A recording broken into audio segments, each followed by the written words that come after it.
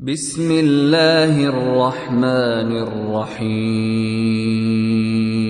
فبشرناه بغلام حليم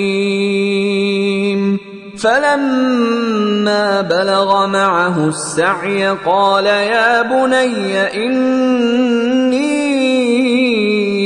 أرى في المنام أني أذبحك فانظر ماذا ترى قال يا أبت افعل ما تؤمر ستجدني إن شاء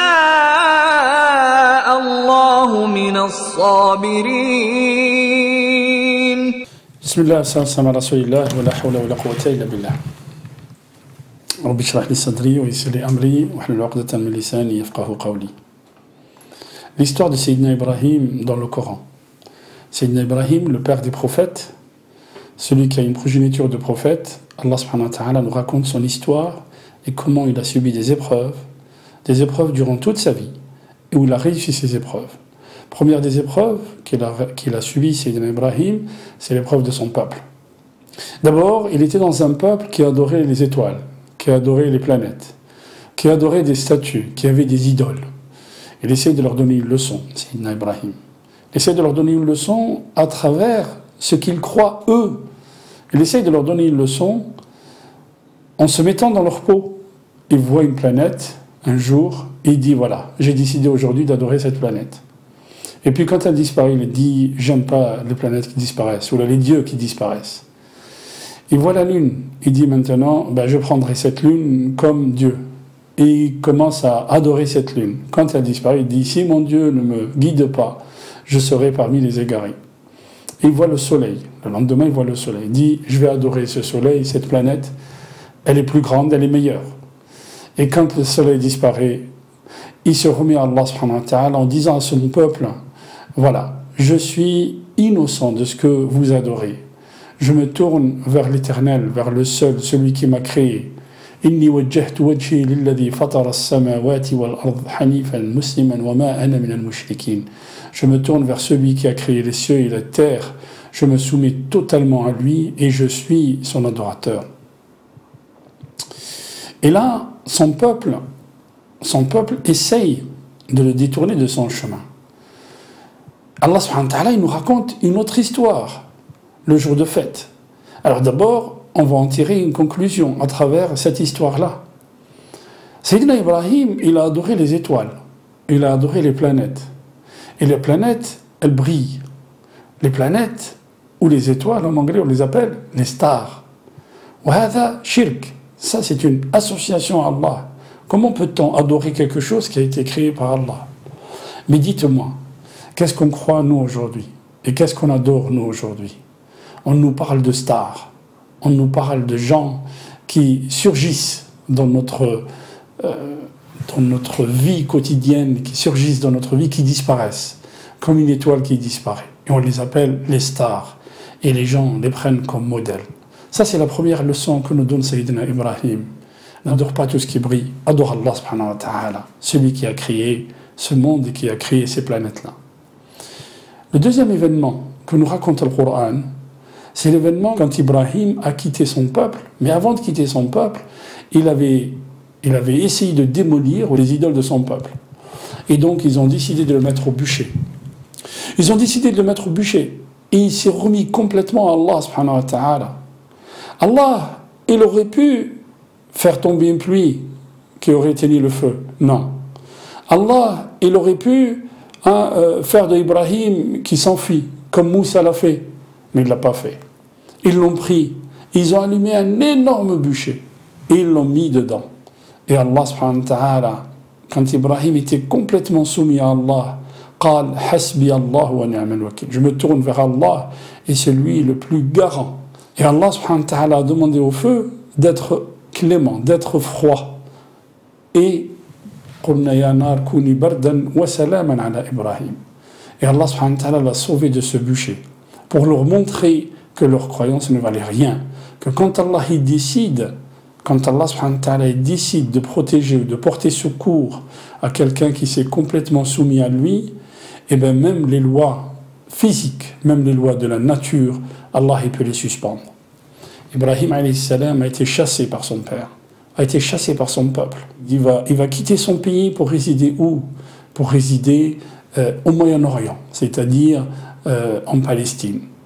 Il s'installe à cet endroit, il prend de l'âge.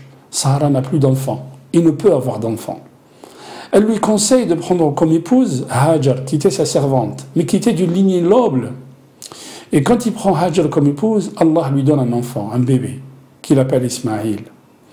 À ce moment-là, Sarah, comme elle était jalouse, Allah lui demande de quitter ce pays, Al-Sham, et d'aller vers Al-Hijaz, et d'aller à un endroit désertique, où il va laisser son fils et sa femme, son fils bébé et sa femme, à cet endroit où il n'y a pas âme qui vive. Il rebrousse chemin, en pleurant, en demandant à Allah de les protéger. Sa femme lui court après, il dit « Où est-ce que tu nous laisses? Où est-ce que tu nous laisses, ya Ibrahim? Où est-ce que tu nous laisses ?» À la troisième phrase, où il ne répond pas, c'est elle qui lui dit « Est-ce que c'est Allah qui te demande de faire ça ?» Il lui dit « Oui. » Il ne va pas nous faire perdre. Et effectivement, et c'est là on connaît l'histoire où elle va faire l'aller-retour entre deux monts, As-Safa et Al-Marwa, en regardant s'il y a une caravane qui passe. Et là où il y a Jibril qui vient et qui, avec un coup de son aileron, fait jaillir l'eau de Zamzam. Zamzam veut dire « Ijtami', rassemble-toi, rassemble-toi ». Elle rassemble cette eau, elle boit, elle fait boire son fils. Et du coup, il y a des oiseaux qui se mettent à tourner autour d'elle et au-dessus d'elle parce qu'il y a une flaque d'eau. Passe au loin une caravane, Jurhum. Cette caravane vient et lui demande l'autorisation de boire de cette eau. Elle leur donne l'autorisation et cette caravane de gens arabes se sédentarise, s'installe et se sédentarise dans cet endroit. Et là est née la Mecque. Donc vous voyez l'épreuve qu'a subi Sayyidina Ibrahim, l'épreuve du feu, l'épreuve des planètes, l'épreuve de son fils bébé qu'il laisse en plein désert.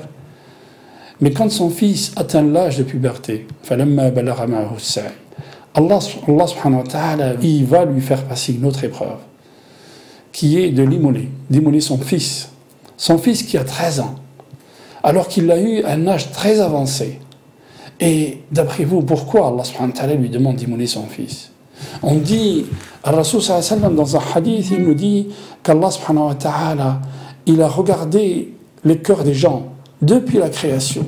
Il n'a pas trouvé un cœur aussi généreux que le cœur de Sayyidina Ibrahim. Fattakhadahu khalila, il en a fait un ami.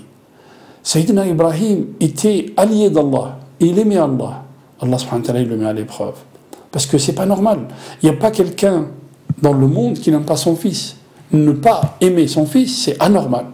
Mais bien sûr qu'il aimait son fils, mais un amour paternel. Allah subhanahu wa ta'ala lui dit, montre-nous que tu aimes plus Allah que ton fils. Alors immole ton fils. Montre-nous, toi, si tu aimes plus Allah que ton fils, donne ton argent pour Allah. On ne te demande pas de donner ton fils, ton argent. Donne ton argent pour Allah. C'est ça l'épreuve. Et Ibrahim, il fait un rêve.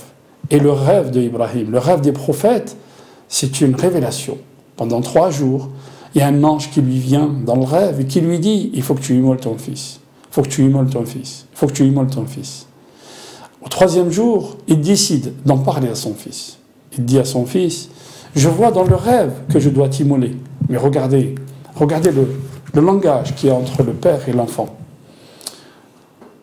Ya bunayya inni ara fil manami anni adbahuk. Ya bunayya, ô mon cher et tendre, ô mon cher fils, je vois dans le rêve que je dois t'immoler.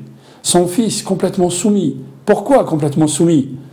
Parce que élevé par 2 êtres musulmans, par 2 êtres complètement soumis, par Hajar qui était très soumise à Allah, et par Ibrahim qui était prophète très soumis à Allah, l'enfant il ne peut être que soumis à Allah.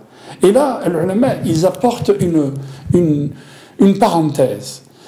On voit bien qu'Ibrahim, quand il parle à Ismaïl, il lui dit « Allah me demande de t'immoler ».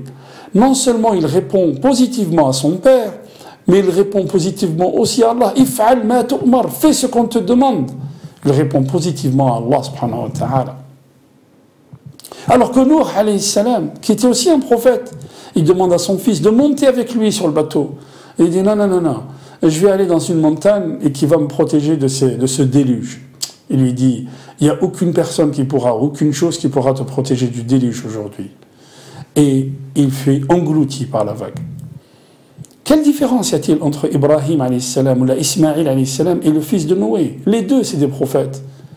Eh bien justement, les ulama ils disent parce que la femme du premier était mécréante. La femme de Noé était mécréante. La femme de Ibrahim était très soumise et très croyante. Regardez l'enfant comment il sort. Dit ya abati, if'al ma tu'mar, satajiduni insha'Allah min as-sabirin. Tu vas me trouver parmi les gens, si Allah me donne la force, parmi les gens pieux et les gens qui patientent et qui endurent. فَلَمَّا أَسْلَمَا وَتَلَّهُ لِلْجَبِينِ. Ibrahim, il veut accomplir ce qu'Allah subhanahu wa ta'ala lui a demandé. Mais il va jusqu'au bout. Il le met par terre et lui tourne le visage pour qu'il n'ait pas cette tendresse du père envers son fils quand il va passer le couteau. Il lui tourne le visage. Et là, il y a un ange qui vient. Il lui donne une rançon par rapport à sa soumission. Une rançon qui est justement une innovation extraordinaire et qui est une immolation extraordinaire. Alors, que devons-nous tirer, nous, de cette épreuve-là? Que devons-nous tirer de cette épreuve? On en tire plusieurs leçons. Une leçon sociologique, une leçon sur le credo et une leçon politique. Sur le credo, on voit la soumission totale à Allah subhanahu wa ta'ala, ce qu'on nous donne. La soumission totale à Allah subhanahu wa ta'ala nous donne quoi? Si tu te soumets à Allah, Allah subhanahu wa ta'ala dit, si vous vous soumettez complètement à Allah, vous faites ce que Allah subhanahu wa ta'ala vous demande, même si vous pensez que ce que vous faites, c'est quelque chose de lourd pour vous, Allah, il vous récompense de la meilleure des manières. D'ailleurs, Sayyidina Ibrahim, Allah subhanahu wa ta'ala dit, وَكَذَلِكَ نَجْزِي الْمُحْسِنِينَ. Et ainsi, nous récompensons les bienfaisants. Qu'est-ce qu'il lui a donné? Il lui a donné Ismaïl, qui est resté en vie. Il lui a donné Ishaq après. وَجَعَلْنَا فِي ذُرِّيَّتِهِ النُّبُوَّةَ. Et il a mis la prophétie dans sa progéniture. Donc, à ce jour, Allah subhanahu wa ta'ala, il nous fait parler de Sayyidina Ibrahim. Il nous parle de l'école abrahamique, de l'école d'Ibrahim. Et ça, c'est la première leçon, la leçon du credo, c'est-à-dire la soumission totale à Allah subhanahu wa ta'ala. La seconde leçon, une leçon sociologique. Regardez l'éducation des enfants. Rasul sallallahu alayhi wa sallam dit Da'ibhu sab'an, wa addibhu sab'an, wa sahibhu sab'an. Joue avec lui 7 ans. Ensuite, éduque-le pendant 7 ans. Et ensuite, qu'il soit ton compagnon, ton ami pendant 7 ans. Éduque ton fils. Apprends-lui le Coran. Apprends-lui la soumission à Allah. Et tu verras. Tu pourras mourir tranquille après. Donc c'est une leçon sociologique dans l'éducation de nos enfants, dans la soumission à Allah subhanahu wa ta'ala.